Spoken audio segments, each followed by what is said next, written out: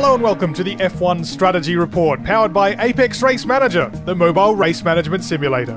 My name's Michael Lamonato and this is round 15, the Singapore Grand Prix. This was a must-win race for Sebastian Vettel if he wanted to keep his championship hopes alive, but the best he could do was qualify and finish third, behind winner Lewis Hamilton. On paper, this should have been a Ferrari track, so how did it all go wrong? To help analyse how Vettel ended up 40 points behind in the championship standings with 6 races to go, I'm joined by editor of eRacing magazine, Trent Price. Trent, how you doing? Pretty good. I've got to be going better than you. Oh, that's surely. That's the minimum I ask for my guests, actually. So long as they're doing better than I am, then that's absolutely fine. Passed. Yeah. Let's start with the headline issues and then get into, obviously, the strategy detail of this Grand Prix. Sure. Is the season over? Well, it should be, really. In normal terms, it should be over. What are we up to now? Around 15, I think this was, yeah. Yeah, in the old language, that's over. The old money. Yeah, the old money. That's all she wrote. Yeah. 40 points is where the championship gap is at the moment between Lewis Hamilton and Sebastian Vettel. This was billed as a must-win Grand Prix for Ferrari, and it was not without basis that people expected Ferrari to win as well. They've done well over the last couple of years. Sebastian Vettel was, up until Lewis Hamilton won this weekend, the most winningest driver in Singapore. I think that's a phrase you're allowed to use. And Mercedes has typically been a bit of a bogey track for them. I know they had won, I think, 3 of the last 4 races off the top of my head, but that sort of hid the fact that their form was patchier than that. It wasn't unfair to assume that Ferrari would do well here. Oh, absolutely. But I think if the ratings aren't up in America right now, they should be, because they'll be using their favourite phrase, "He's shat the bed."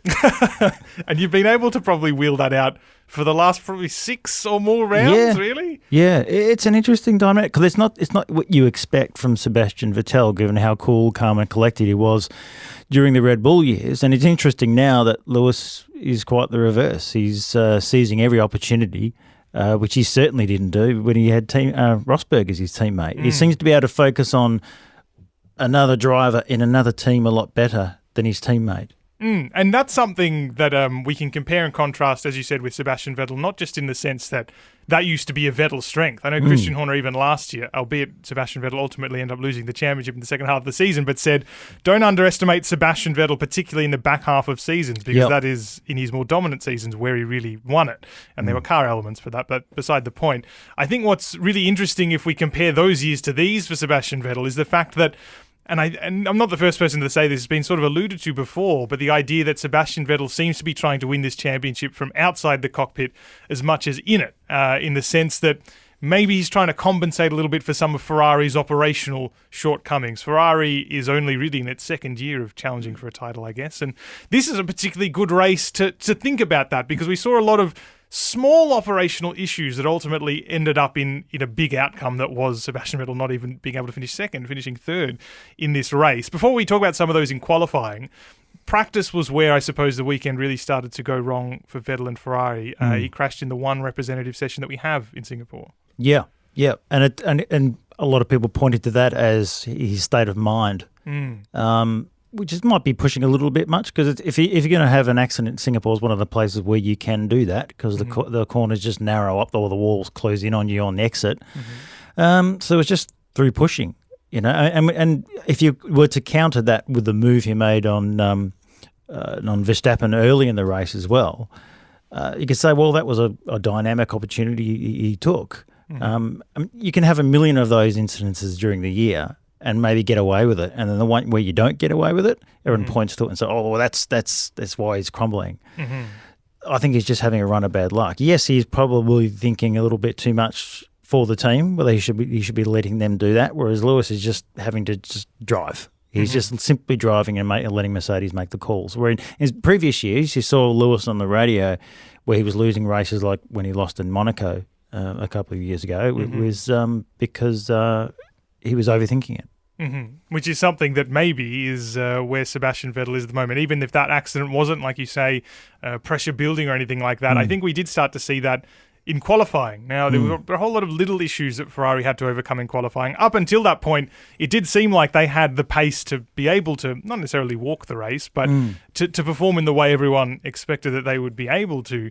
I guess it started in Q2, and I mean, we could talk about this being a a reasonable gamble, I guess, trying to set a time on the ultra soft tyre, which was the medium compound of tyre here. There was the soft, ultra soft, and then hyper soft. Yeah. But Mercedes tried this in Q1, and this is the reason why I think it might be fair to say it wasn't the best of strategy gambles. And Lewis Hamilton only just made it through. I think the line Toto Wolff said is that he got a text from Fred Vassar and saying, what's the difference between an idiot and a genius? And it was 0.2 of a second that Hamilton just scraped through to Q2 in. Did it seem like a weird decision then that Ferrari would try the same thing in the way more competitive second segment? Well, if you were to look at their practice and how much Ferrari was in front, at that stage, because Mercedes had used the slower tyre, Ferrari would have had no real reason to think that they would have lost so much time, because if you look at Red Bull and Mercedes, they gained either a second or second and a bit in that session, whereas Ferrari only gained about half a second. Ultimately, when they used the right tyres, but also having lost that time in practice, Vettel was saying, we've got all the data off the other teams, no worries, we'll know what the tyres are going to do. So probably those two things combined.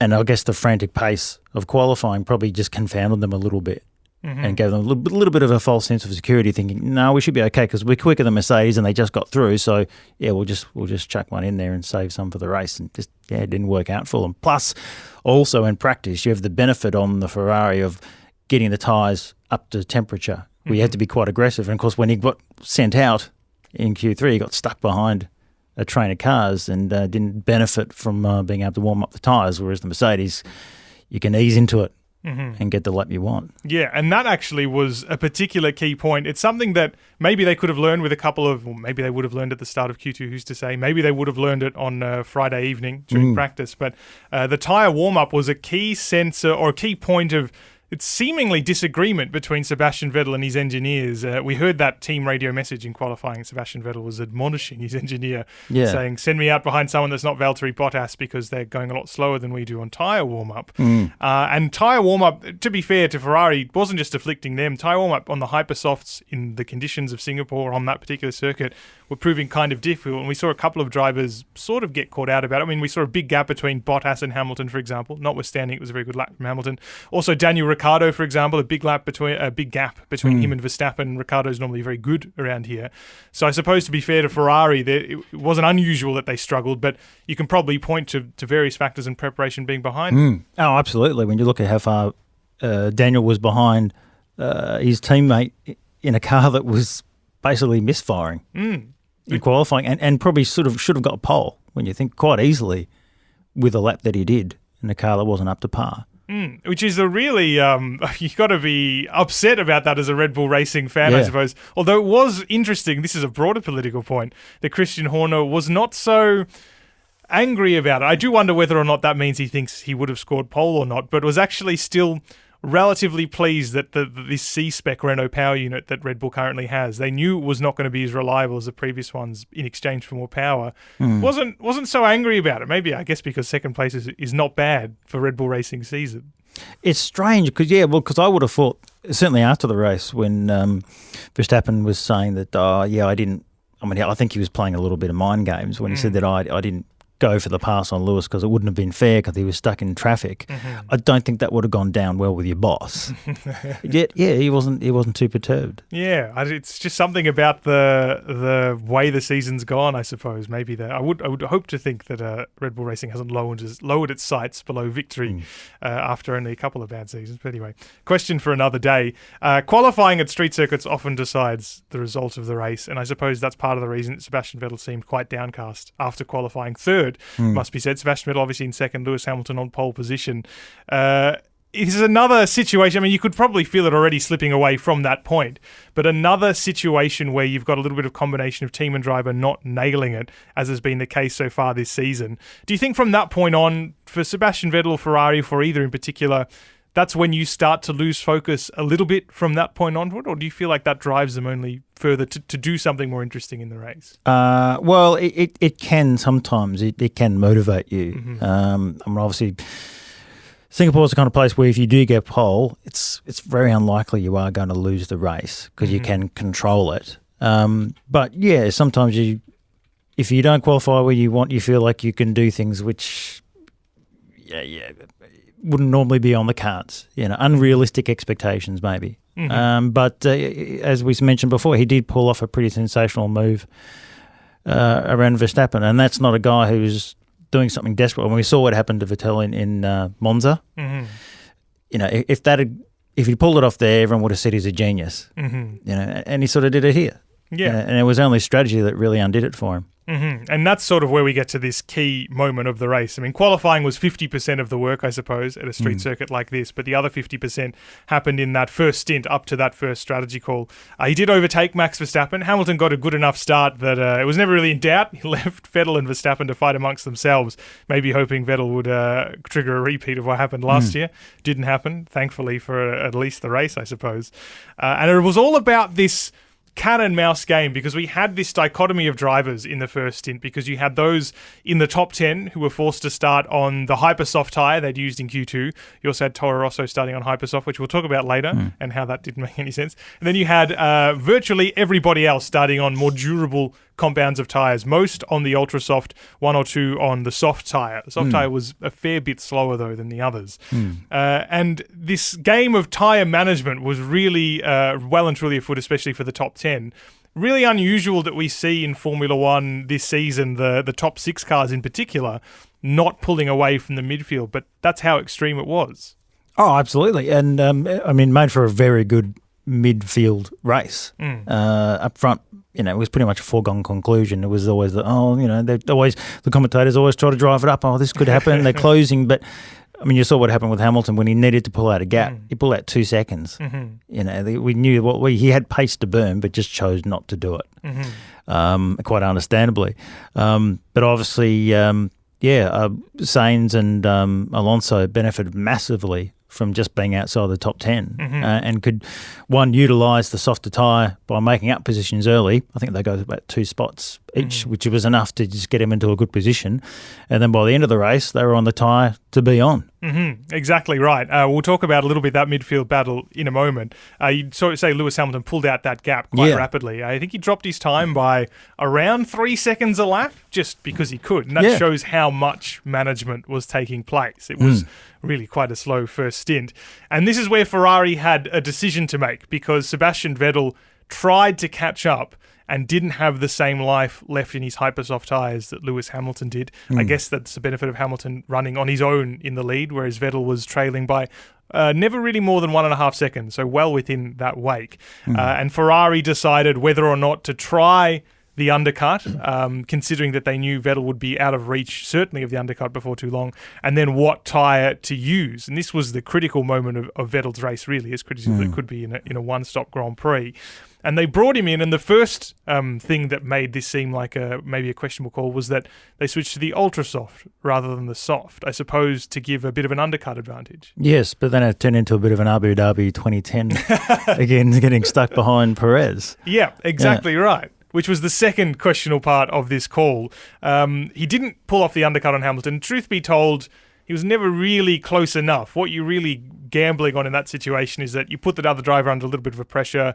Maybe the pit mechanics make a bit of a mistake in the change and you win a bit of time there. He only gained a couple of tenths. He needed to gain around 3 seconds by that point.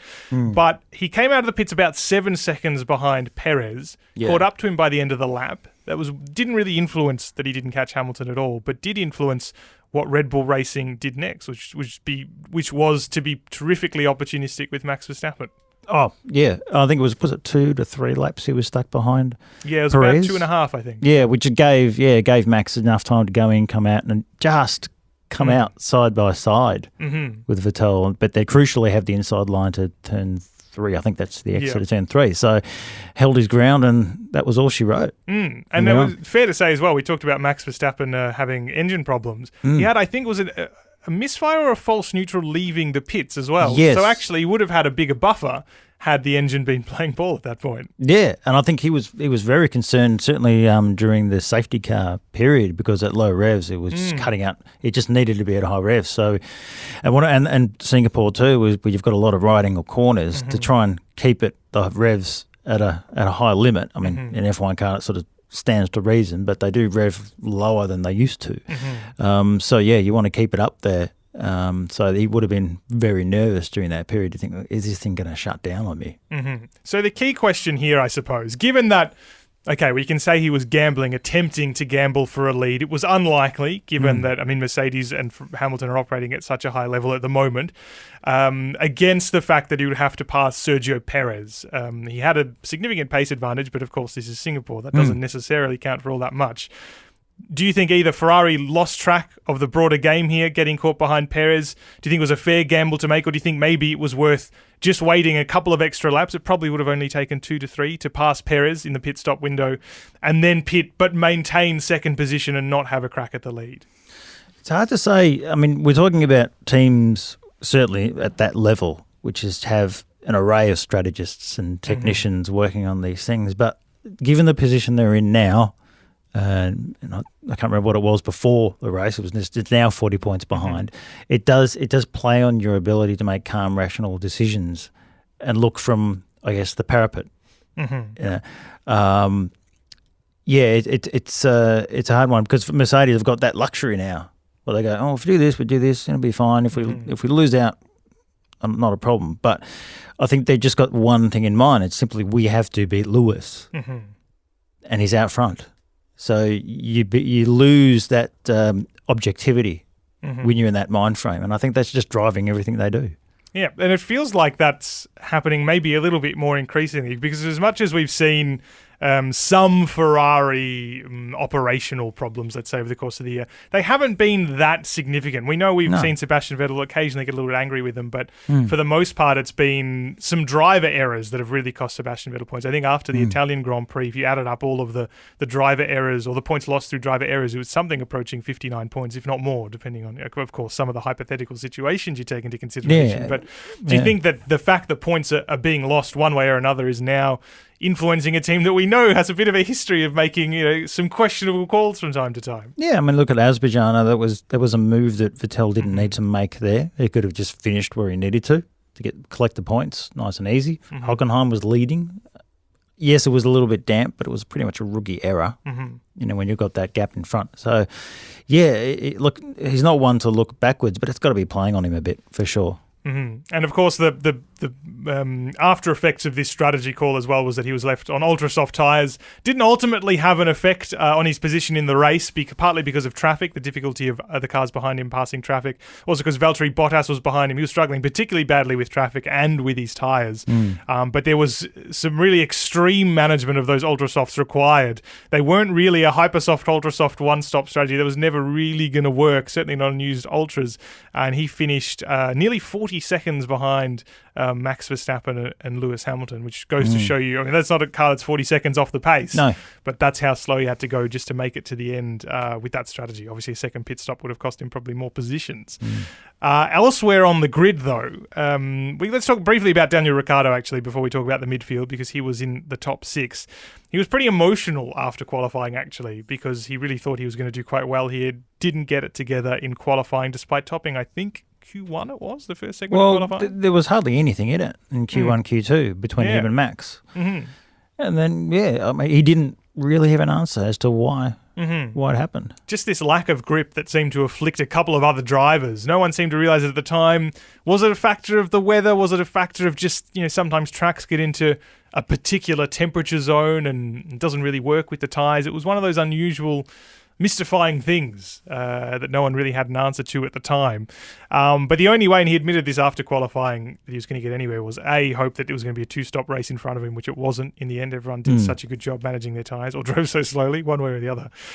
So he tried a different strategy instead, which was to run, obviously with the Hypersoft, but really eke out the amount of time that he was going to use those Hypersoft tyres to 27 laps, which was 30 if you included the qualifying laps as well, and then switch to the Ultrasoft. So he just did manage to make that one-stop Hypersoft Ultrasoft tyre strategy work. But what was really at play here, not so much the fact it was a one-stop, which wasn't going to go so much, but it was that Red Bull Racing was counting on the probability of a safety car by trying to let him stay out for as long as possible and hope that he might be able to capitalise on one and get a bit of a free stop. Yeah. And of course it didn't. And as much as it looked like he was going to be able to put in an attack towards the end, I don't know, it looked as though he did run out of grip or he was starting to plateau a bit. And at that stage, Raikkonen and Bottas were just, they'd just managed it. Although I found it quite ironic, though, Bottas's comments about having to, he was getting backed up through the field. Certainly after Monza, I thought was a bit rich. But it's a good point, actually. You live by the sword. Yeah, it's a good point of irony. It was worth noting, actually, with Valtteri Bottas as well. He was a bit unhappy because he was being defended against by, I think it was Sergei Sorokin, wasn't it? He was everyone's, pin the tail on the donkey. Yeah. But Charlie Whiting, he was requesting blue flags, essentially, Valtteri Bottas, but Charlie Whiting came afterwards and said they've got a limit. Close. You've got to be close too. Yes, you've got to be within 1.2 seconds. Yeah. And it did catch out a little bit of a couple of people who were lapping other cars, the fact that they need to get to a certain closeness. But he said for whatever reason it was affecting Valtteri Bottas the most. He was struggling the most to get within that 1.2 second margin consistently enough for Sergei Sorokin to let him through. So that's part of the reason why he wasn't close enough to capitalise on any troubles Vettel might have been having or put him under pressure towards the end of the race. But it was also something unique to him for whatever reason. So a lot of people having trouble with the tyres in the unique conditions of Singapore. But to look at the midfield, though, we mentioned this earlier, to start on the hypersoft tyres was always going to be a little bit of a disadvantage. I think after qualifying, Fernando Alonso, when he qualified 11th and they told him over team radio, he said, perfect or something like that. Automatically you think he's being ironic because it's Fernando Alonso being annoying, but it wasn't. Well, and it's not really, he should have learnt, you don't finish somewhere outside the top 10, go perfect, and then remember you're in Singapore and you're Fernando Alonso. It's probably, just keep your light under a bushel just a little bit. Yeah, exactly right. But no, everyone knew exactly how this was going to pan out, I suppose, for those outside the top 10. We've seen this a couple of times this year, actually, where having free tyre choice, not having to use the softest in the range is a bit of an advantage. Certainly that's the case with the Hypersoft as it was here. As we've already mentioned, it was Alonso, Sainz and Leclerc who started 11th, 12th and 13th and finished 7th, 8th and 9th. Essentially jumped all of the midfield in the bottom half of the top 10. Notwithstanding the fact that Force India essentially undid themselves, Ocon through that crash with Perez, teammate friendly fire, and then Perez again with a crash with Sorokin. So he was never in with any chance really of recovering positions. No, and a bit of a moment of madness, but it's Perez, so did that qualified? You have to qualify that statement. Unfortunate. Although it's funny, actually after the race, whilst he did get penalised, they didn't think it was overly excessive. The FIA. Mainly because he probably undid himself more than anything else.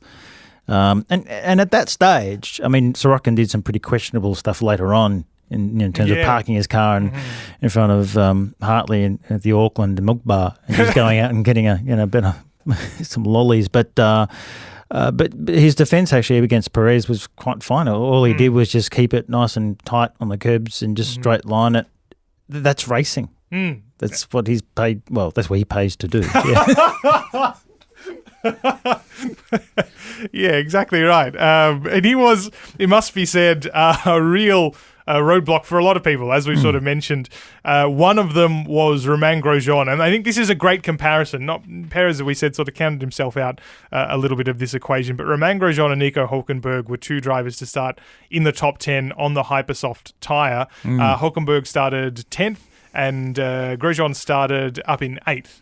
So Grosjean actually started ahead of Hülkenberg, and that's important to take note of. He was slower in the race. Yeah. But both sort of got held up a little bit by the Williams cars that were defending so superbly well. So one thing they managed to do really well this year, actually, was build a car that can just sort of hit the apex exactly right, park itself a little bit. But this was really costly for Grosjean, because whereas Hülkenberg could go up and at least finish 10th, he'd made up enough ground after his relatively early pit stop off the Hypersoft tyres to the point where when Van Dorn and Ericsson did pit, and they were on the Ultrasoft strategy at the start, he was able to jump them, but he wasn't able to jump the three you mentioned. Grosjean, on the other hand, was stuck so long behind those Williams cars that he wasn't able to follow Hülkenberg and get that advantage. He also had a penalty as well to boot, but that's beside the point. He would have finished still out of the points, but a little bit higher up.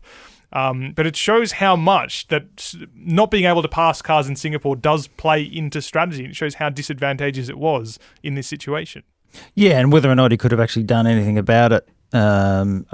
You'd probably say Hülkenberg's probably a bit more of a thinker than Grosjean is. He probably relies on his team a bit too much, and he has his peaks and troughs. But yeah, you're absolutely right. It just has a compound effect. It's almost like a wet race when you haven't got your tyres up to temperature to get them working, and it just gets worse and worse and worse for you. It has that same kind of compound effect, even though it's sort of hot weather. It's just everything just drops, performance drops, because you need to keep your car on the edge, get your tyres in the window, so that's dropping as well behind those cars. So it's not just being slow, it's then getting back up to speed again once you're ready to, because you're losing probably crucial tenths over a whole lap, and you don't get that back in. So you almost lose another lap whilst you're getting back up to speed once you've passed them, in a sense. Yeah, and we saw that. I mean, Grosjean was slower than Hulkenberg for most of the race, and he spent a lot of time being stuck behind other people. And you do lose lifespan on the tyres when you've sort of degraded them following another car. Yeah, you're getting graining, it washes at the front. And one of the things that there was a presentation by Ross Brawn over the weekend after a leaked photo from a conference in Singapore. It's one of the things they're aiming to do with the new 2021 cars, make it easier to follow, so this is less of an effect. Yeah, I mean, they should have done that ages ago when you think about it. I mean, we've seen this with Super Formula in Japan. They all went to the same front wing years ago, and they got racing like Formula Ford. Yeah. And now, it's a big miracle they've pulled off in Formula One all of a sudden. Yeah, maybe one day, they'll have realised it and we'll get some solid following racing, even on street circuits. The last thing we want to mention, though, I think, which is probably the most bizarre part of this race, was the fact that everybody knew the Hypersoft was a poor race tyre. It didn't last long enough. It was very delicate. It had to be in a particular operating temperature window to work at its best. But Toro Rosso started both its drivers on them nonetheless. None of them qualified in the top 10, so they had the choice to start on these tyres. And lo and behold, it didn't work at all for them. In fact, at least with Pierre Gasly ran until round lap 26 on them, so he got a decent stint out of them, considering that people were expecting them only to last maybe 15 laps. But Brendan Hartley was stopped on lap 14, which is earlier than anybody else on the Hypersoft tyre, and he ended up being on a two-stop race that got him nowhere. A really weird own goal for Toro Rosso, considering, they weren't super competitive here, but should have done better than that with just a standard strategy. It's almost like a footy team tanking at the end of the year. Or two, the old, hot shots, where the two boxers take a swing at each other and both fall over. No answer for that. Absolutely none. Yeah. What can you say? Maybe they just thought just simply being contrary might get us somewhere. Because everyone else is on, pretty much doing the same thing. There might be a window that opens up for us somewhere along the way. I don't know. Yeah, I'm not part of those debriefs. Yeah. And it's a difficult thing to answer. They really didn't mention it too much. I know Pierre Gasly mentioned that his strategy was not perfect, and so did Brendan Hartley, particularly because he stopped so early. Not perfect. It's like being in a tidal wave and saying you're experiencing a bit of moisture. Not perfect. Yeah, so a questionable strategy from them. They, of course, scored no points in this race. They would have been disappointed to, given that with the Honda Power Unit, that's not as bad as, of course, it was. Street circuits are the ones where you'd think that they would be scoring relatively well. I think Gasly did quite well in Monaco, for example. Yeah. You would have thought this would have been a similar situation, but alas, it was not for Toro Rosso. There's a lot of things you really would have thought that would have happened in this race that didn't end up happening. You would have thought maybe Ferrari would have done better than they did, that Sebastian Vettel might have scored pole position and won this Grand Prix and closed his gap to Lewis Hamilton in the championship. None of those things happened. In fact, we leave this race with Lewis Hamilton with a commanding 40-point advantage over Sebastian Vettel. We say 40 points, but then people have come back from more than that. Only just with six races to go. Six races to go. Yeah. It's getting to the point now. I mean, if we want to talk permutations as a final point for this week's show, Lewis Hamilton only needs to win 3 more and finish third, and he'll do the championship. He only needs to win 1 more, and he can finish second for the rest of the season and win the championship. Sebastian Vettel, on the other hand, has to win every race to guarantee that it's within his own hands and he doesn't have to rely on other results. Well, this is an interesting one because if there's one thing we know about Hamilton, and this will be, I guess, the trick if he is actually upped his game or become a more complete driver. I mean, that sounds funny talking about Lewis Hamilton, but like I said, his level, he's still building on that. We've seen where he gets too comfortable, that's where he starts dropping off a little bit. He needs that pressure. He operates extraordinarily well under pressure, but then when it's not there, as we've seen in the past, he just he falls away, and this could be where Bottas starts pulling up his stuff together. So who knows? It will be interesting to see how these final chapters of the 2018 season do play out. The championship's coming one way or another. It's just probably a question of how soon it ends up. And look, maybe do we get the greatest comeback in Formula One history, at least in recent years, through Sebastian Vettel?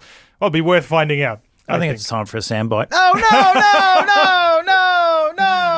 Trent Price, it's been a pleasure to catch up with you and talk about the Singapore Grand Prix. Pleasure. That was the editor of eRacing magazine, Trent Price. The Strategy Report is a Beer Mogul podcast powered by Apex Race Manager, the mobile race management simulator. You can get every episode by subscribing on Google Podcasts and Apple Podcasts, or on your favourite podcasting app. And you can leave a review to help other F1 fans find the show. You can also read the written report at f1strategyreport.com and stay up to date by finding us on Facebook and on Twitter. My name's Michael Lamonato. You can find me at Michael Lamonato on Twitter, and I'll catch you in 2 weeks' time for an analysis of the Russian Grand Prix.